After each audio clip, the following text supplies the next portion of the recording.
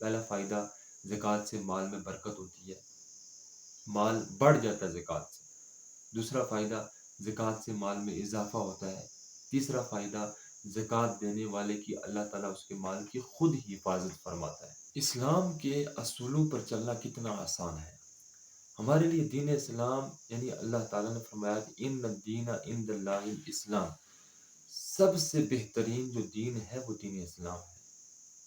اور ان الدین یسر، سب سے آسان ترین جو دین ہے وہ دین اسلام ہے۔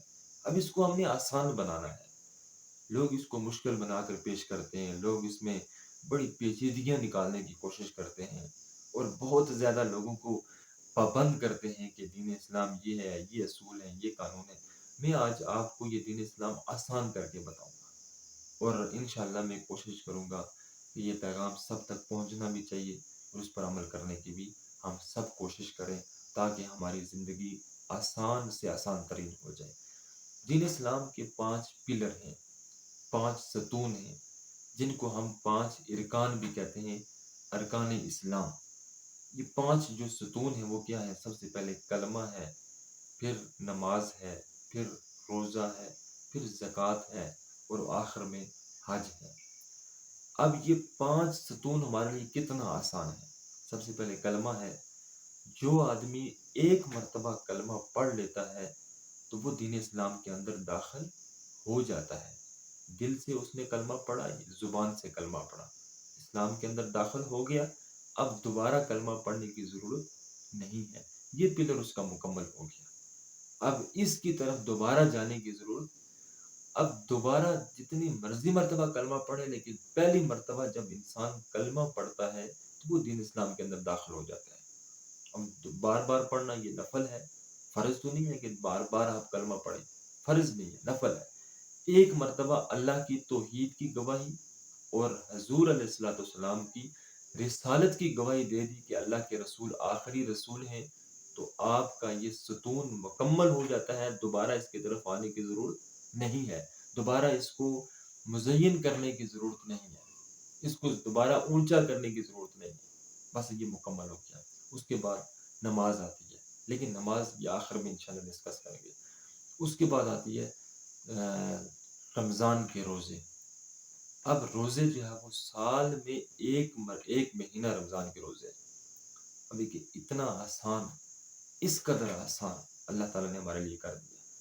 اگر مہینے میں ایک روزہ رکھنا پڑے تو ہمارے لیے بڑی مشکل ہو جائے گی، مہینے میں 2 روزے رکھنے ہوں گے تو پھر زیادہ مشکل ہوگی، 3 روزے رکھنے ہوں زیادہ مشکل ہوگی۔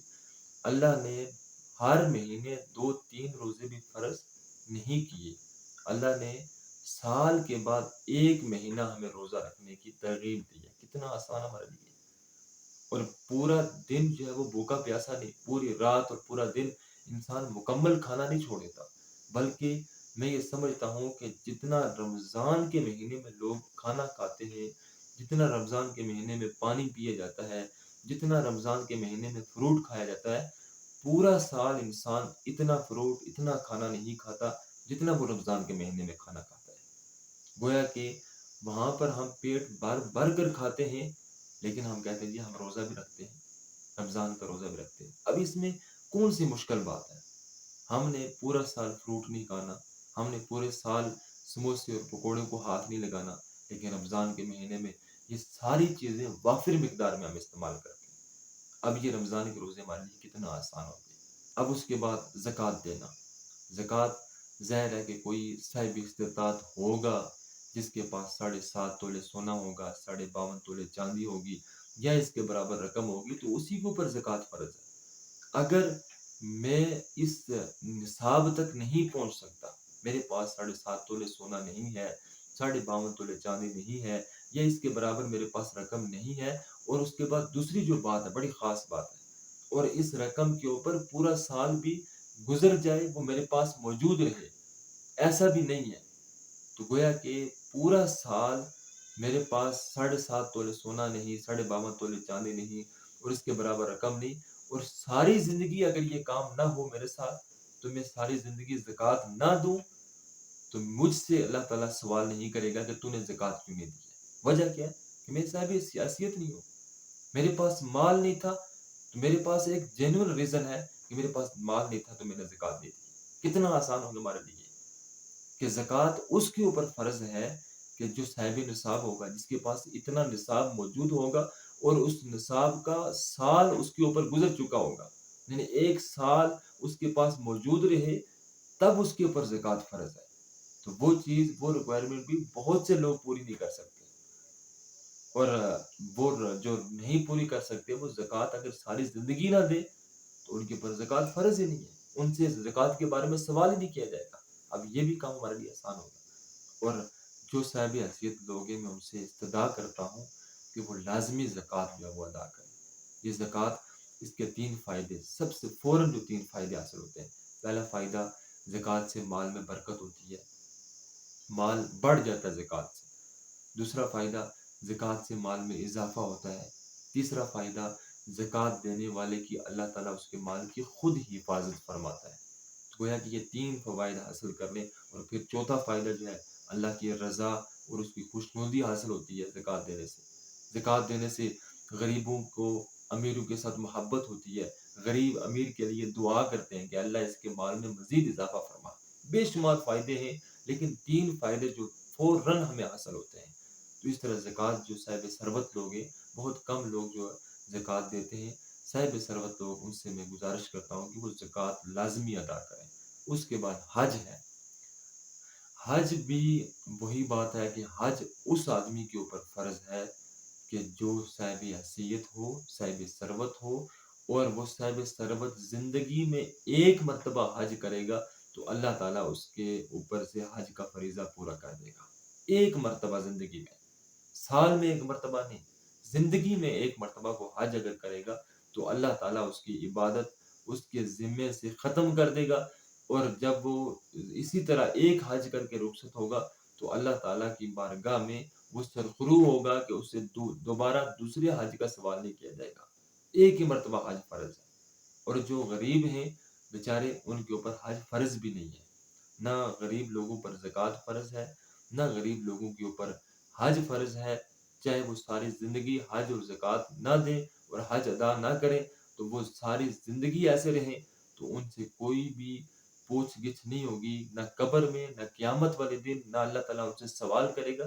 کیوں؟ وجہ کیا ہے کہ وہ غریب لوگ تھے۔ تو اس طرح کلمہ بھی ہمارے لیے آسان ہو گیا، زکوٰۃ بھی ہمارے لیے آسان ہوگی، رمضان کے روزے بھی ہمارے لیے آسان ہوگی، حج بھی ہمارے لیے آسان ہو گیا۔ ایک عبادت رہتی ہے جو ہے نماز۔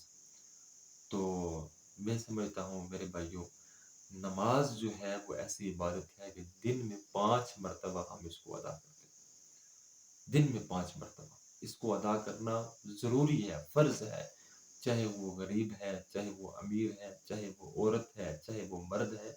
دن میں 5 مرتبہ اس کا رب کی بارگاہ میں حاضر ہونا بہت ضروری ہے۔ اب یہ دن میں 5 مرتبہ، یہ بھی آسان ہے۔ صبح فجر کے ٹائم ہر بندے نے جاگنا ہے۔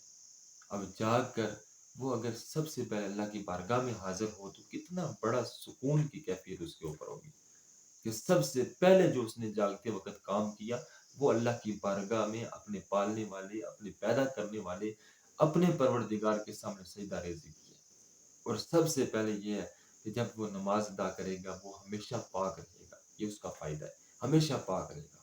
اور نماز ادا کرنے والا، اگر کسی نے فجر کی نماز پڑھی ہے، عشاء کی نماز پڑھی، عشاء کی نماز کے بعد فجر کی نماز پڑھی، تو اس نے گویا کہ پوری رات اللہ تعالیٰ اس کو عبادت کا اور نماز کا جو ہے وہ ثواب عطا فرماتا ہے۔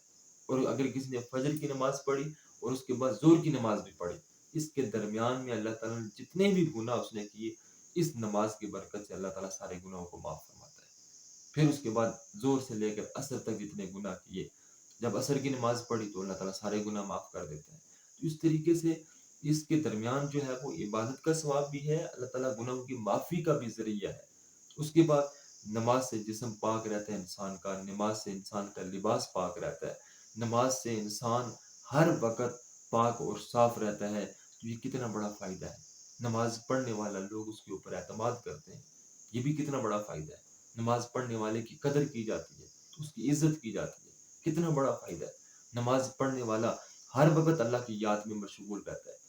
وہ جس وقت بھی، اگر اللہ نہ کرے وہ اس دنیا سے رخصت ہو جائے تو قبر میں اس سے نماز کے بارے میں سوال کیا جائے گا، تو وہ اس نے فوراً اس کا جواب دینا ہے کہ میں نماز پڑھنے والا تھا۔ بلکہ حدیث مبارکہ میں آتا ہے کہ جب اس کو قبر میں رکھا جائے گا تو جب منکر نکیر آئیں گے تو اس وقت اس کو جگائیں گے، تو حدیث مبارکہ میں آتا ہے کہ اس وقت اس کو محسوس ہوگا کہ عصر کی نماز کا وقت ہے، تو وہ سوال کریں گے کہ من ربو کا ما دینو کا، تو وہ کہے گا جی پہلے مجھے نماز پڑھنے دیجیے، میری عصر کی نماز قضا ہو رہی ہے، تو پھر میں آپ کے سوالوں کا جواب دوں گا۔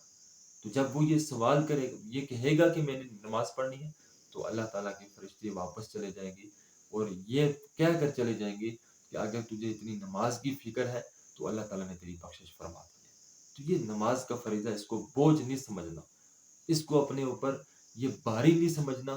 یہ نماز ہی ایسی عبادت ہے جو ہمیں ہر وقت اللہ تعالیٰ کی یاد میں مشغول رکھتی ہے، جس میں ہر وقت انسان اللہ کی یاد میں مشغول رہتا ہے، جو انسان کی بہتری کے لیے، اس کے فائدے کے لیے ہر وقت اللہ تبارک و تعالیٰ کی بارگاہ میں حاضر ہونا، یہ اس کے لیے کتنی بڑی ہمارے فائدے کی بات ہے۔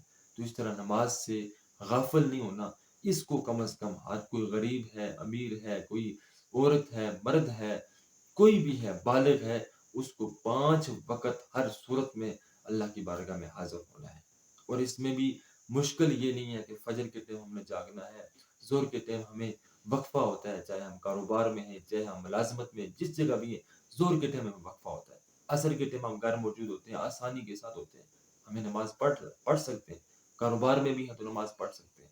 آج کل کتنی بڑی بڑی عالی شان مساجد ہیں، ہمارے لیے کتنی سہولت ہے، لیکن اس دین کو ہم نے آسان دین کو ہم نے مشکل بنا دیا ہے۔ تو ہم یہ دعا کرتے ہیں کہ اللہ تعالیٰ ان اصولوں پر ہمیں چلنے کی توفیق اور ہمت عطا فرمائے۔